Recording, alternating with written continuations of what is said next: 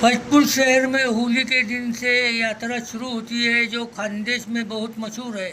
ये खंडेराव महाराज की यात्रा है। यहाँ पर रावेर विधानसभा के आमदार अमोल भाऊ जावड़े आए। इन्होंने मंदिर के दर्शन किए।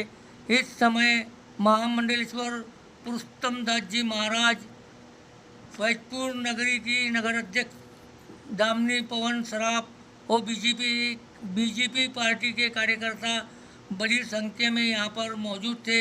इस समय आमदार अमोल हरिभाऊ जावड़े ने क्या कहा जो हम हमारे चैनल जनता की बात पर बता रहे हैं। मैं हूँ शाकिर मलिक, जनता की बात अब तक। मला आठवतं माझ्या आजोबांचं गाव न्हावी आहे आणि ज्यावेळेला आम्ही इथे यायचो त्यावेळेला आजोबा मला 20 रुपये द्यायचे आणि बदल्या रस्त्याने आम्ही फैजपूरहून न्हावीवरून फैजपूरला यायचो, नागपूरला यायचो आणि त्यावेळेला आम्ही यात्रेचा आनंद घेत असो।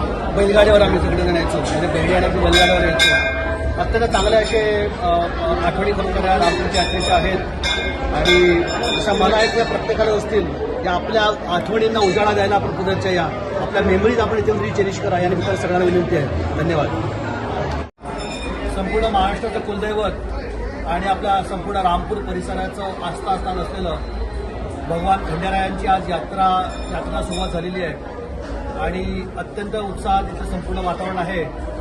आपले मंत्री आदरणीय संजीव भाऊ यांनी आता या यात्रेला भेट दिलेली आहे आणि खरोखर एक अत्यंत पवित्र असा हा होळी हा सण आहे आणि आपल्या सगळ्यांना माहिती आहे अनेक आपल्या खूप वर्षापासून आपल्या सगळ्या माता भगिनी ज्या आहेत ज्यांचं माहेर रामपूर आणि परिसर आहेत त्या होळीच्या निमित्ताने इथे येतात आणि यात्रेला भेट देत असतात।